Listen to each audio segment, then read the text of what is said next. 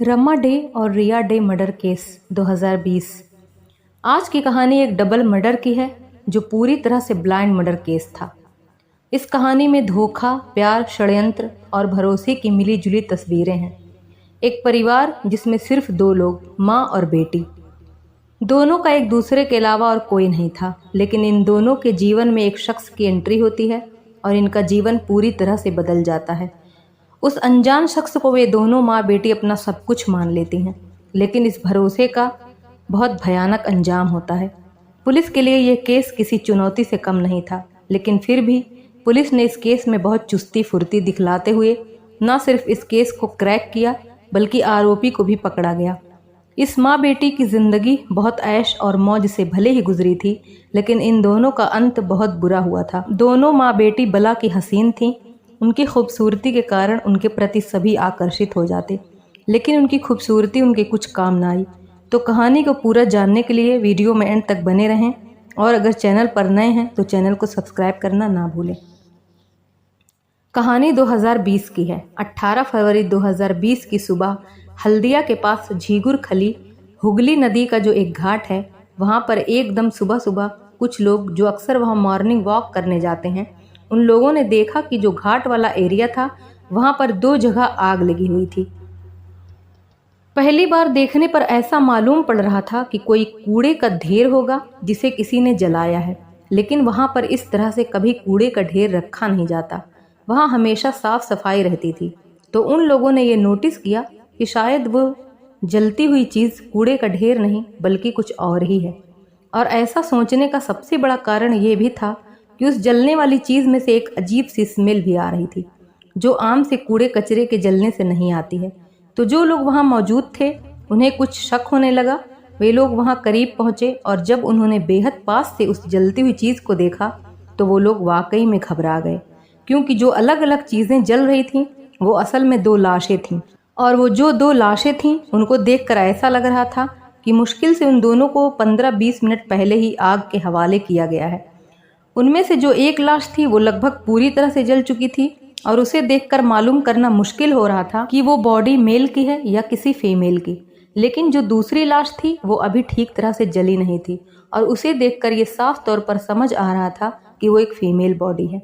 धीरे धीरे वहाँ पर बहुत ज़्यादा लोग इकट्ठे हो गए और सभी लोग वह आग बुझाने की कोशिश में लग गए। पास में ही हुगली नदी बह रही थी, तो वहीं से पानी लाया गया और आग बुझाई गई। और इसके बाद वहां पर मौजूद लोगों में से किसी ने इस पूरे मामले की सूचना पुलिस को भी दी। दुर्गाचक पुलिस थाने की पुलिस मौके पर पहुंची। पुलिस ने उस जगह का मुआयना बड़ी ही बारीकी से किया। उन दो लाशों में जो एक लाश कम जली हुई थी उसके पास कुछ बाल के टुकड़े पड़े हुए थे जो कुछ गोल्डन और ग्रीन कलर के थे, जैसा कि कुछ लड़कियां अपने बालों में आजकल के फैशन के दौर में कलर करवाती हैं। तो वो देखकर पुलिस ने अंदाज़ा लगाया कि ये फीमेल बॉडी ही है। और इसके अलावा उस महिला के इयररिंग्स भी पुलिस को मिले जो स्वास्तिक के शेप में थे और उस पे SJP और KDM लिखा हुआ था।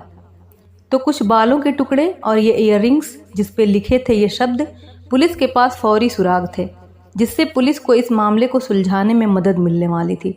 उस जगह पे जहाँ पर वो दोनों लाशें जलती हुई मिली थी, जब वहाँ की बारीकी से छानबीन की गई तो पुलिस ने देखा कि वहीं थोड़ी दूर पर एक गड्ढा खोदने की कोशिश की गई है। ऐसा लग रहा था कि किसी ने गड्ढा खोदने की शुरुआत तो की थी, लेकिन पूरी तरह से उस गड्ढे को खोद नहीं पाया था। पुलिस ने यह अंदाज़ा लगाया कि जो ये लाश जलाने वाले लोग रहे होंगे उन्होंने पहले गड्ढा खोदने की कोशिश की होगी और उनके पास ज़्यादा वक्त नहीं रहा होगा, जिससे उन्होंने अफरा तफरी में लाश को जला दिया होगा और भाग गए होंगे, क्योंकि सुबह हो रही थी और अंधेरा गायब हो रहा था। अब क्योंकि मामला डबल मर्डर का था तो जाहिर सी बात है कि पुलिस जो थी वो बिल्कुल चौकन्नी हो गई थी। और इस मामले की गंभीरता को देखते हुए पुलिस की 13 टीमें बनाई गईं और इस मामले की इन्वेस्टिगेशन शुरू की गई। दोनों लाशों को पोस्टमार्टम के लिए भेज दिया गया और जो पोस्टमार्टम रिपोर्ट आई उसमें पुलिस को बड़ी चौंकाने वाली बातें पता चली। पोस्टमार्टम से पहली बात जो पता चली वो यह थी कि जो दो लाशें थीं, जब इनको जलाया गया था तो वो दोनों जिंदा थीं और दोनों लाशें ही महिलाओं की थीं। और उन दोनों की उम्रों में जो फ़र्क था वो भी पोस्टमार्टम रिपोर्ट से पता चला।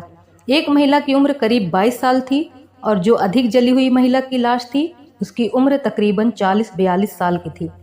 पोस्टमार्टम से ये सब बातें तो पुलिस को पता लग चुकी थीं, लेकिन अभी तक पुलिस को उनकी पहचान नहीं पता चल पाई थी, जिससे ये भी पता नहीं चल सका था कि उन दोनों महिलाओं का आपस में रिश्ता क्या है।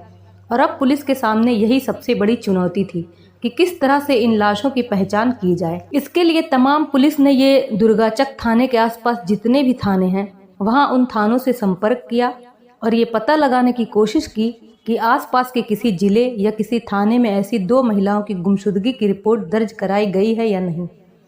उन तमाम पुलिस थानों में इस केस से संबंधित जानकारी जुटाने का प्रयास किया जा रहा था और इस केस के बारे में उन थानों में जानकारी भी दी जा रही थी, लेकिन पुलिस की ये तमाम कोशिशें नाकाम हो रही थी क्योंकि 2 दिन गुजर जाने के बाद भी किसी थाने से उन दोनों के बारे में कोई जानकारी पुलिस को नहीं मिल पाई थी। अब पुलिस ने सोशल मीडिया का सहारा लिया और उन लाशों की तस्वीरें सोशल मीडिया के जरिए सर्कुलेट करवाई गईं और इसके अलावा जो उन 2 महिलाओं की उम्र थी वो भी बताई गई और जो ईयररिंग्स मिले थे उनका भी ब्यौरा, उनकी भी फोटो सोशल मीडिया के जरिए फैलाई गई और काफ़ी मशक्क़त और जद्दोजहद के बाद पुलिस को कामयाबी मिली और उन्हें पता चला कि ये जो 2 लाशें थीं वो माँ बेटी की थीं। माँ का नाम रमा डे और बेटी का नाम रिया डे था और ये लोग न्यू बैरकपुरा 24 परगना डिस्ट्रिक्ट की रहने वाली थीं। अब पुलिस ने इनकी पहचान मालूम कर ली थी तो अब नए सिरे से इस केस की छानबीन की शुरुआत की गई। जो भी सामने आया था सोशल मीडिया के जरिए, जिसने भी इन माँ बेटी के बारे में बताया था, उन लोगों से संपर्क किया गया और उन्हीं लोगों के जरिए इन माँ बेटी के घर पुलिस पूछते पूछते पहुंच गई। जब पुलिस मकान पर पहुंची तो मकान बंद था। वहां के आसपास के रहने वाले लोगों से पूछताछ की गई उन दोनों के बारे में। वहां के लोगों ने पुलिस को बताया कि ये दोनों माँ बेटी यहाँ अकेली ही थीं। बेटी कभी कभी यहाँ आया करती थी। उन्हें लगता था कि उनकी बेटी शायद शादीशुदा थी क्योंकि वो अक्सर कहीं और ही रहती थी और कभी कभी ही यहाँ आया करती थी। लेकिन उन्होंने बताया कि 4-5 दिन से ये दोनों माँ बेटी गायब थी, उनका कुछ पता नहीं था। पुलिस ने उन दोनों का मोबाइल नंबर भी पड़ोसियों के जरिए हासिल कर लिया था और अब पुलिस ने मोबाइल फ़ोन के जरिए ये पता करने की कोशिश की ये किसके किसके संपर्क में थीं, इन दोनों की किससे किससे बातें होती थीं। और उन दोनों माँ बेटी की सोशल मीडिया के जो प्रोफाइल्स थे जैसे फेसबुक, व्हाट्सएप वगैरह, उन्हें भी टटोला गया। उसमें भी देखा गया कि इन दोनों की एक्टिविटी क्या थी, किससे किससे इनका मिलना जुलना और दोस्ती थी। तो जहाँ जहाँ से मुमकिन था थोड़ी सी भी जानकारी हासिल करने का, वहाँ वहाँ से पुलिस जानकारी जुटा रही थी। और जब इन दोनों माँ बेटी की कॉल डिटेल रिकॉर्ड निकलवाए गए तो उसमें जो उनकी लास्ट लोकेशन पता चल रही थी वो हल्दिया दुर्गाचक ही थी। उनके मोबाइल से लास्ट कॉल एक सद्दाम नाम के व्यक्ति से की गई थी और उसके बाद से ही उन दोनों का फ़ोन बंद बता रहा था। और इसके अलावा जब पुलिस ने उस CDR का बारीकी से मुआयना किया तो उसमें देखा गया जो लड़की थी रिया डे और उसकी माँ रमा डे, वे दोनों ही मोबाइल फ़ोन से उस व्यक्ति के टच में थी और उन दोनों की ही सद्दाम से बहुत लंबी बातचीत हुआ करती थी और बहुत ज़्यादा ये दोनों उस सद्दाम नाम के शख्स से बातें किया करती थीं। अब पुलिस उस सद्दाम नाम के व्यक्ति का पता लगाने में जुट गई जिससे ये दोनों माँ बेटी बातें किया करती थीं।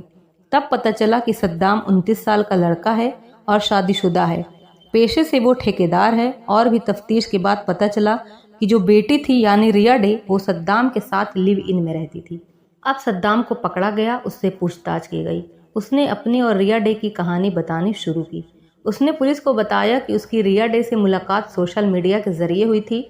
हम फेसबुक पर मिले थे और ये जो मुलाकात थी वो पहले मैसेजेस में बदली और फिर हम दोनों ने एक दूसरे के फ़ोन नंबर एक्सचेंज किए और इसके बाद हम मिलने जुलने लगे। मिलने जुलने के बाद उन दोनों ने एक दूसरे के साथ रहना शुरू कर दिया। रिया डे को ये नहीं पता था कि सद्दाम पहले से ही शादीशुदा है। उसने रिया से अपनी शादी की बात छुपा कर रखी थी और सद्दाम रिया को हमेशा लगातार ये भरोसा देता था कि एक न एक दिन वो रिया से शादी ज़रूर करेगा। वे दोनों आपस में बड़े प्यार से रहते थे। रिया की माँ रमा भी सद्दाम को पसंद करती थी। उसे रिया का सद्दाम के साथ रहने में कोई आपत्ति नहीं थी। वे तीनों एक साथ बहुत अच्छा समय बिताते थे। एक साथ खाना पीना, मौज मस्ती करना, घूमने फिरने जाना, ये सब उन तीनों की लाइफ में चल रहा था। लाइफ बहुत अच्छी और खुशगवार गुजर रही थी और वक्त बीतता गया और 1 साल का वक्त इसी तरह हंसी खुशी निकल गया। और अब रिया सद्दाम के ऊपर शादी का दबाव डालने लगी। उसने सद्दाम से कहा, इस तरह हम कब तक लिव इन में साथ रहेंगे, हम लोगों को अब शादी कर लेनी चाहिए। लेकिन सद्दाम हमेशा रिया की बात टाल देता। वो हमेशा उसे अपनी बातों से फुसला लेता। लेकिन अब रिया के बर्दाश्त के बाहर बात निकल रही थी और उसकी माँ रमा भी इस बात से परेशान हो गई कि आखिर सद्दाम रिया से शादी की बात को टाल क्यों रहा है। किसी तरह रमा और रिया को सद्दाम के शादीशुदा होने की बात पता चल गई तो इन लोगों ने सद्दाम को आड़े हाथ लिया।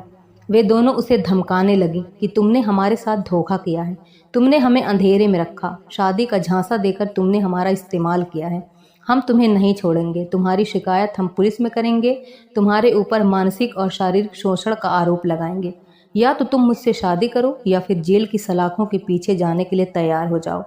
इस तरह से रमा और रिया ने सद्दाम को धमकाया और डराया। अब सद्दाम के लिए ये एक गंभीर मामला हो गया था। ना उसे निगलते बन रहा था और ना ही उगलते। वो बहुत परेशान हो गया था। इतने दिन तक तो उसने रिया और रमा को किसी तरह बहला फुसला कर रखा था, लेकिन अब पानी सर से ऊपर गुजर गया था। अब ये मामला सद्दाम से संभलता नजर नहीं आ रहा था। उसे समझ ही नहीं आ रहा था कि वो क्या करे। उसे लगा कि अगर उन माँ बेटी ने उसके खिलाफ पुलिस में कंप्लेन कर दी तो लंबे वक्त तक उसे जेल हो जाएगी और उसके पीछे उसके बीवी बच्चों का क्या होगा, उन्हें कौन देखेगा। और दूसरी यह बात थी कि अगर वो रिया से शादी कर लेगा तो उसकी फैमिली में वो कैसे मुंह दिखाएगा, उन्हें क्या जवाब देगा। रिया से शादी करने पर उसके घर में कोहराम मच जाएगा। इन सब चीज़ों को उसने बहुत सोचा। बहुत गंभीरता से उसने इस मामले पर चिंतन किया। बहुत सोचने समझने के बाद वो इस नतीजे पर पहुंचा कि सबसे बेस्ट तरीका यही है कि इन दोनों माँ बेटी का ही निपटारा कर दिया जाए। ना रहेगा बांस, ना बजेगी बांसुरी। उसको यह लग रहा था कि उन दोनों माँ बेटी का और कोई तो है नहीं जो उनके बाद उनकी खोज खबर ले, उनका पता करे। कोई भी उनका करीबी रिश्तेदार नहीं था और ये सब बातें सद्दाम को पता थीं। तो उसने ये सोचा कि अगर मैं इन दोनों माँ बेटी को रास्ते से हटा दूं, इनका कत्ल कर दूं, तो हो सकता है कि ये मामला किसी के सामने आए ही ना और दब जाए, और जो ये माँ बेटी हैं उनके बारे में कोई पूछताछ करने और इंक्वायरी करने ना आए। ये सब सोचकर सद्दाम ने 17 फरवरी 2020 को प्लानिंग की और प्लानिंग के तहत इन दोनों माँ बेटी रमा और रिया को बुलाया और उसने उन दोनों से कहा कि आप लोग यहाँ आएं और ये जो मामला है इस पर बैठकर आराम से बातचीत करते हैं और इस मसले का कोई अच्छा सा हल निकालते हैं। उन दोनों महिलाओं को सद्दाम पर इतना तो विश्वास था, उन्हें यह नहीं पता था कि सद्दाम उनके खिलाफ इतनी भयानक साजिश रच चुका है। उन माँ बेटी को लगा कि हो सकता है सद्दाम वाकई इस मामले को लेकर सीरियस हो और वो इस मामले का कोई हल निकालेगा। वे दोनों सद्दाम पर विश्वास करके सद्दाम के घर पहुंच गईं। वहां पर सद्दाम ने उन्हें खाना खिलाया और खाना खिलाने से पहले ही सद्दाम ने उस खाने में नशीली दवाई मिला दी थी। खाने के बाद ये दोनों माँ बेटी बेहोश हो गईं। जब ये बेहोश हो गईं तब सद्दाम ने अपने एक और साथी जिसका नाम मंजूर था उसे बुलाया और उसके साथ मिलकर इन दोनों माँ बेटी को अपनी कार के अंदर डाला और कार में डालने के बाद ये चल पड़े। इनका प्लान यह था कि इन्हें ऐसे ही बेहोशी की हालत में गड्ढा करके दफना देंगे और किसी को भी इसके बारे में कुछ पता नहीं चलेगा। लेकिन जब वो उन्हें घाट पर लेकर पहुंचे तब वक्त ज़्यादा हो चुका था। उन्होंने गड्ढा खोदने की कोशिश की लेकिन इस सब में बहुत टाइम और मेहनत लग रही थी। धीरे धीरे रात गुजर रही थी और सुबह होने का टाइम पास आ रहा था। उन्हें डर था कि कहीं सुबह ना हो जाए और सुबह होते ही यहाँ लोग आने लगेंगे। भोर होने लगी थी। इस बौखलाहट और जल्दबाजी में सद्दाम और उसके दोस्त मंजूर ने गाड़ी में से पेट्रोल निकाला और थोड़ा बहुत पेट्रोल इन्होंने गाड़ी में ही छोड़ दिया जिससे ये लोग यहाँ से वापस जा सकें। एक्स्ट्रा पेट्रोल भी ये लोग अपने साथ लेकर आए थे, ये सोचकर कि अगर दफना न सके तो लाश को जलाया जा सके।